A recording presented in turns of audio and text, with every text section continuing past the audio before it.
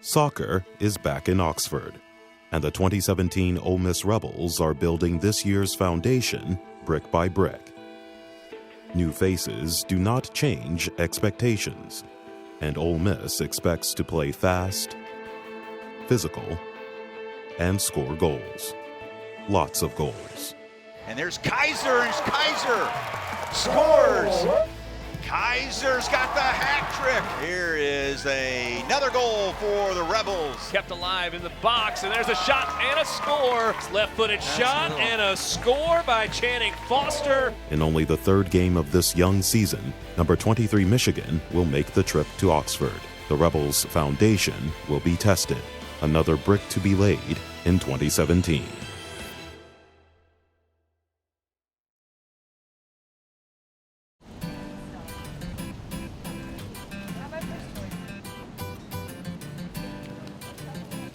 It's my last day of fall semester classes. I am very excited. Year 2, I'm excited. I guess I can handle the schedule. I'm not overwhelmed as I was last year. I like my classes. A couple weird teachers, but that's okay. Keeps them interesting. It was the first day of class, my freshman year, and I thought I had class with Tara, and I went to the wrong class. I sat there the entire time, and then I was like, Jason, I went to class, and he's like, yeah, you went to the wrong class. I actually had to text Courtney this morning, and I said, where's Holman? And she drew me a picture and sent me it and was like, here's the library, here's Connor, here's Holman, with an arrow to it. And I was like, oh, bless you. The eclipse is happening, and everyone's crazy about it. I think Michigan is going to be a more challenging opponent than the one that we've had in the previous weekend. It looks like a moon. Looks like a crescent moon. That's so weird. Kind of have redemption coming for them because they won last year, but not this year. No. That's hype. That gives that's it's like one of those things where they're like, don't look at the sun, but then you're like, then you want to. Games are the best. It's just I don't know, you get that feeling on a Friday against a good team. There's nothing like it. How many fingers am I holding up? I can't see. That is crazy. Wait, that's so cool. Thank you, Courtney Carroll, for helping me get to class today. All right, Rebel Nation, I'm off to class. See you later this week.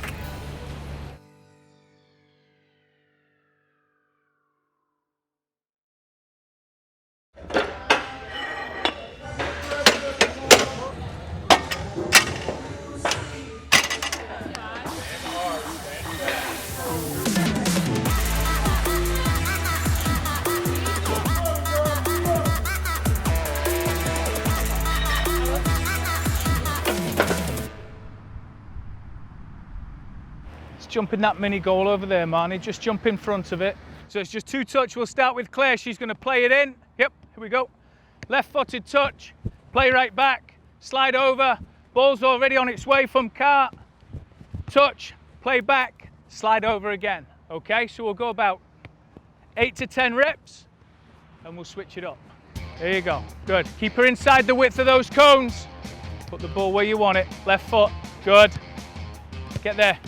Last 2, come on, last 2, yep. Quick turn. Good hand, well done. She's just mean, right? Puts it the only place where you can't get to. Remember we talked about being patient, okay? Be patient, let it drop a bit.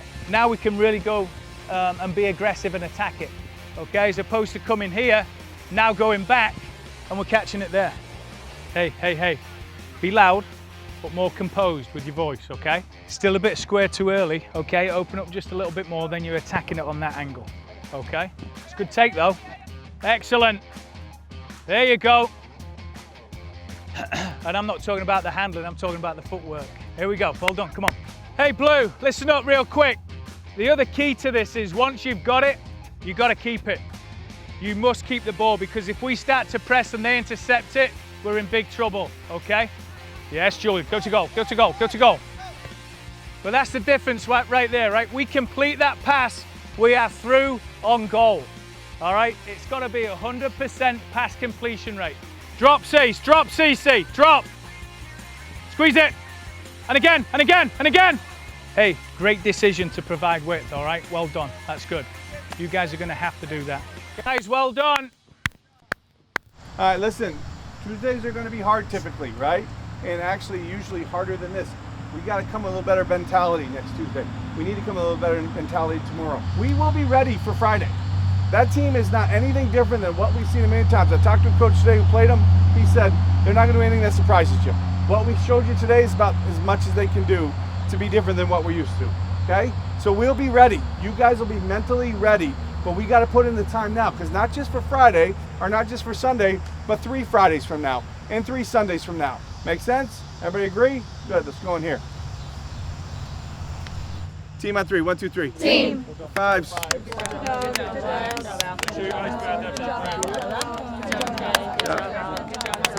Senior Bella Fiorenzo has been putting the time in to prepare for the rest of this season, her whole life. Her road to Oxford is filled with twists and tears, and almost never happened.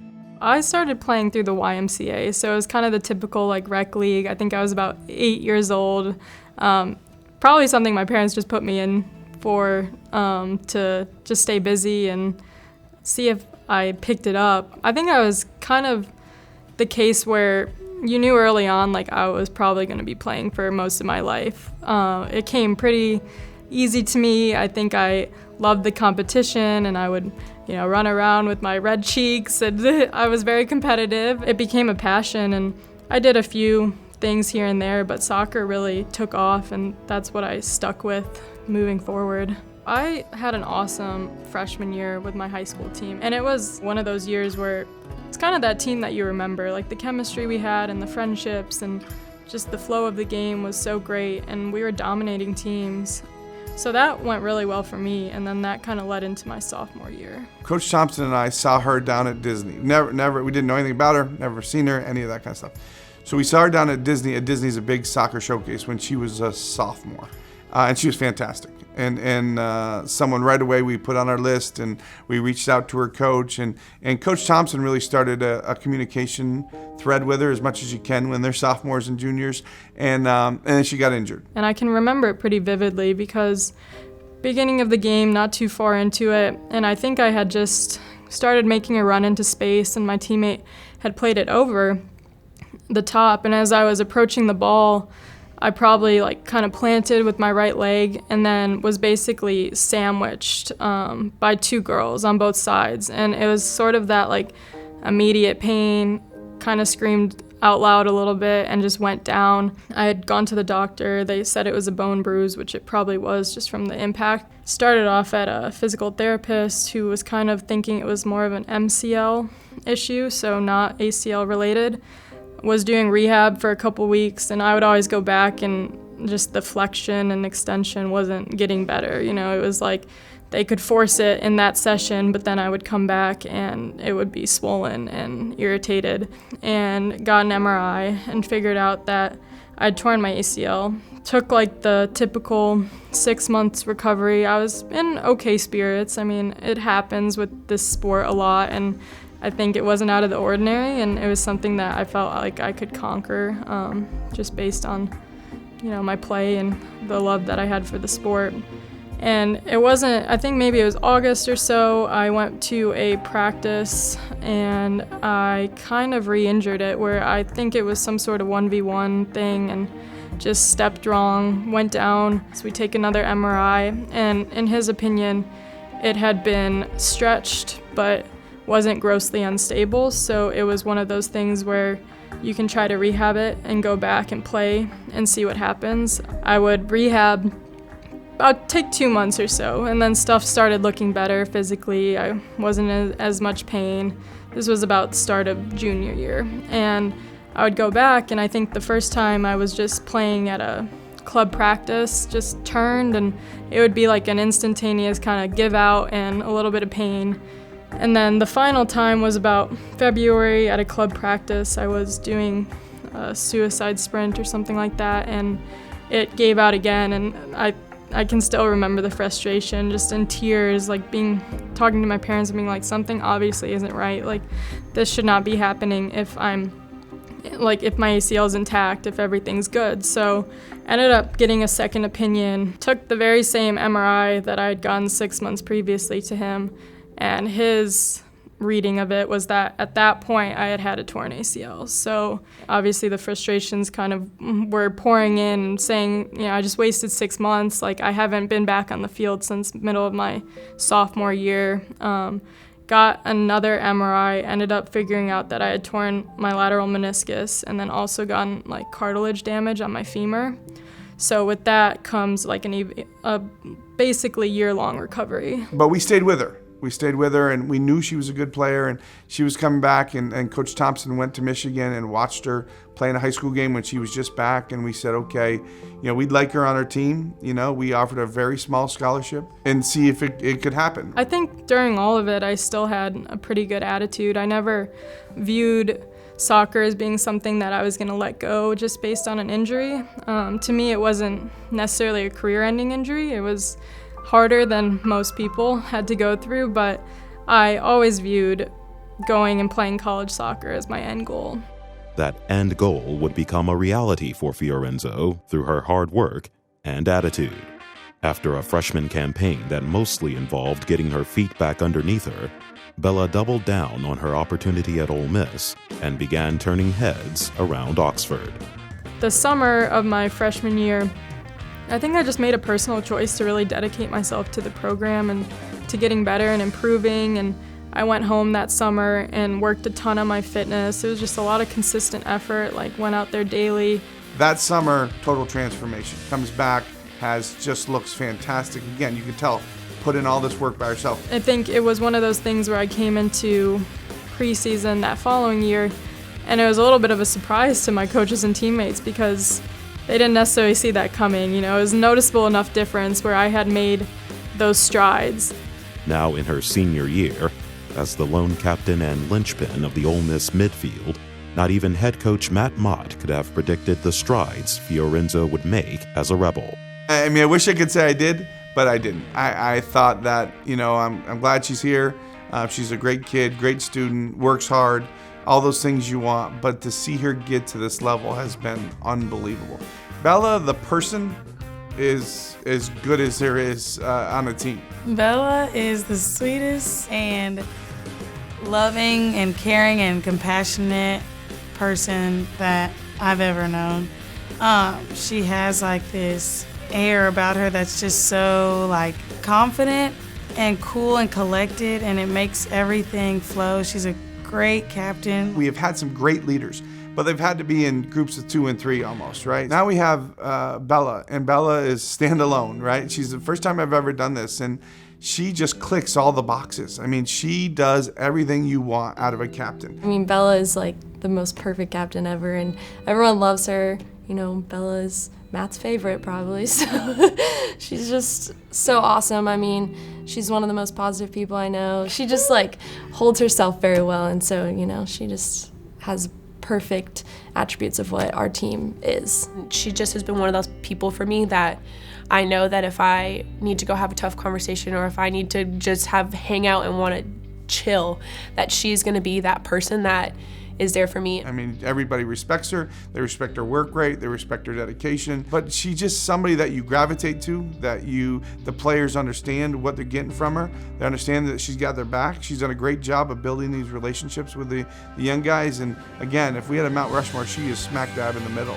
There's kind of a common theme going on that I've, I guess, taken away from this whole experience is that the coaches and the people here, I think, believed in me before I even believed in myself. And then also just pushing me as a player and as a leader and coming to me with this opportunity and truly giving me the confidence and saying, we think you can take on this role. I still find myself second guessing it, but I hope that I'm doing a good job and that I've earned it at least.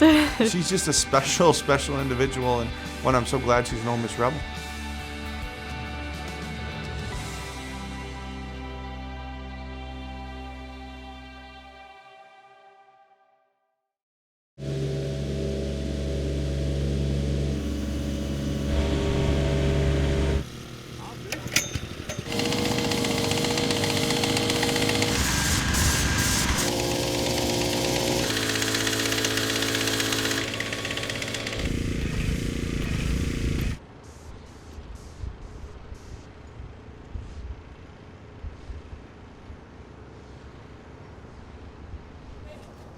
It's game day, and for the Rebels, nothing is more important than a positive attitude. Good ball, Shan. Good ball, Maddie. Thank you.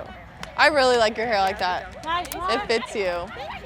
I think excited to play a top 25 team, and really, I think all of us wanted that test to see where we were and the type of team we were going to be, and did we match up? This was kind of people were back in school, and I think there was a lot of buzz about this game. For the most part, we were all like super pumped. I mean, I know the locker room was like really crazy and rowdy before the game, but I think everyone was really excited to get on the field and play a really competitive team like Michigan. All right, load it up. Load it up.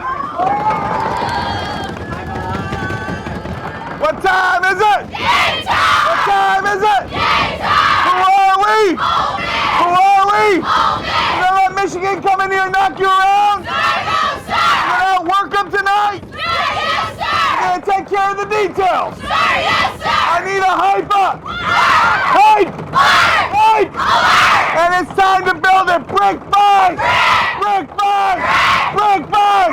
Let's go! The Rebels are ready. But before they can kick off against Michigan, the stakes have to be made clear. Gabby, you have to score 1 goal today or you can't sleep in our house.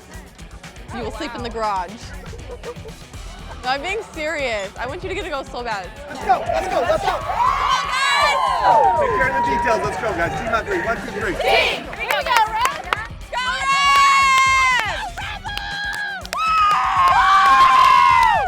We are underway in Oxford on this Friday night. Looking at the way these two teams set up and the stature of the Michigan side, they are a big, strong side, and I think the Ole Miss team wants to sort of put themselves about a bit early, let the opposition know they're there. Go ahead, Gab, go ahead, off it! Come on, Jules. Chanel, get there. Split the difference, Cece, split the difference. Come on, step on it. Good, bounce. Michigan have come into this game, first 5 minutes have been on their A game by the look of it, pushing forward. Michigan missed on a scoring opportunity, previous corner kick. This one headed in, and Michigan takes the early 1-0 lead. I mean, all the goals they had scored leading up to were on set pieces, so I think it was kind of a wake-up call for us. But I think the mentality of the team was very strong, and I think that everybody on the team, that just kind of even raised the intensity level that said, okay, this is what this game's gonna be like. Honestly, 6 minutes in like that can be rough, but it's also 6 minutes and you have the whole game left to play. It was more about our response too, and seeing how we would come back and if we could go down 1-0 and still keep our level up and respond. Come on, raise it up. Come on, raise the level, let's go. The level would indeed be raised for both teams, and chances would begin flying at both ends of the field. Kaiser on the run out of the net. Aggressive play there by Jackson. Ball still loose. Smith serves it into the box, across the box. There's a header off the cross, the sidebar. And again, Michigan dodges a bullet. It seems like it's 20-0. Header around the 6-yard box, and Michigan, this one is off the post for the Wolverine. Who put the added coat of paint on these goals? Busiest in the first half, the goalposts. Good job, good job. Yeah. Hey, let's go, keep it up, let's go. Well, you're fine. Hey, good job. Hey, keep it up, let's go. Come on, you got it. Just too many mistakes for us in that first half, right? And close, and we've kept the game close. We've stayed in the game, and I think we're better. I'm sorry, but I think we're better than them. We got to be just a little cleaner, a little smarter in front of their goal, and we're gonna get one. And I think we're gonna get a second one. Guys, less dribbling in this middle section. Can we pass the ball and make them chase, right? You got 45 minutes. We're going to get one right when this starts, right? We're going to get one, and then we've worked for the other one. We got to be smart defensively. We got, when we get a chance, knock in the back of the net. But there's goals out there for us tonight. Good? Let's go, guys. Let's go. Let's go. 10 minutes into the second half, Ole Miss would earn an opportunity. And the player chosen to capitalize on that opportunity was never in question. Bella! You serve it, Bella! Go ahead, Ella, go ahead! Bella, serve it! Go get this, Gray! Ball set about 35 yards out. Bella Fiorenzo sends it toward the 6-yard line. Into the air, kept alive. There is the equalizer. Yeah! It's in. No. Yes. Agave. Bella served it in, and it was kind of here to my right. The goal was over here, and so I headed it over, and then the goalie tipped it up off the crossbar. And then as soon as I saw it coming back, I just attacked it, headed it, and then it went in. Well, I didn't really know what happened at the time. I was standing like at a perfect angle to see her get kicked in the face, but it was, you know, she was right there, like perfect timing, but the girl definitely brought her leg up and whacked her really hard. It wasn't broken, it just hurt because she got the whole face, like lip, like my mouth, my nose, like my head was rattled a little bit, and I didn't know it was gonna bleed because my nose kind of bleeds a little easy. It definitely hurt, but I didn't think anything was broken. So 1-1, new match here in Oxford, Mississippi. With the score tied 1-1, both teams would push forward to create chances. However, after 90 minutes, neither defense would falter, and overtime beckoned. 3, 2, 1. Listen, hey, listen, you're going to hear me say this every time we're in overtime. These things like to end early in these quarters. So be focused right away. Let's see if we can get at them right away. Our first shot goes in, we celebrate like crazy, right? But hey, we got to be organized, we got to be smart, because again, they end early, so everybody focused on their job right away. Mentally and physically, it's very draining, but you know, you just got to find that second wind. And I just always think about back in the summer when we would run with Brian, and he's just like, you know, we're gonna do one more rep just so that when you're in overtime games like that, you have that burst of energy and you just remember, oh my gosh, I've put in the work. You know that it's golden goal, so either we score and end it, or they score, and nobody wants to be left on your home field with them running out celebrating. I think we did a really good job of kind of just staying locked in, staying dialed in, and saying, you know what, like again, this is the number 23 team in the country, like we can do this, we can be successful. The Rebels and Wolverines would battle through 2 overtime periods, and with the clock winding down, Ole Miss would fire one last chance into the box. Julia Phillips, the left foot, will be swinging away from the net. Outside the 6-yard box, the header, ball loose. Jackson covers it up. And this game is going to end in a 1-1 draw. Good game, guys. Good game. Good game, guys. Good game. Good game. Good game. Good game. Good game.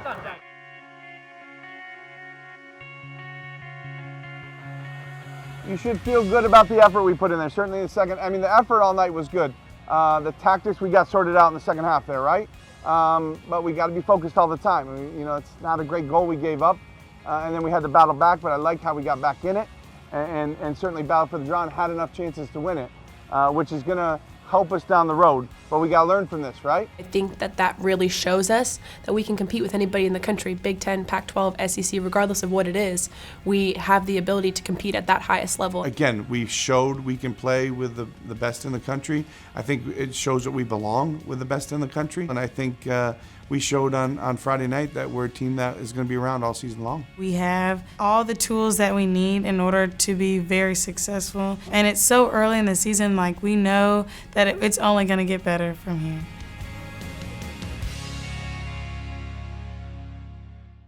If you want it, you can get it for the rest of your life. Baby! CC Kaiser has the field as B, SEC freshman forward of the week. Wait, no, freshman, not freshman. I literally know no one on this campus. Like, just the team. Yeah, I don't have any friends but the team. It's kind of sad. Let's go, Rip! And we just saw someone absolutely eat it. So these are my new fresh kicks. Gotta start off the school year fresh. You're supposed to stay on the right side. If you come to my side, like, I'm not gonna move. I'm just gonna run right into you. I don't know if you want me to like look at the camera or like look at you.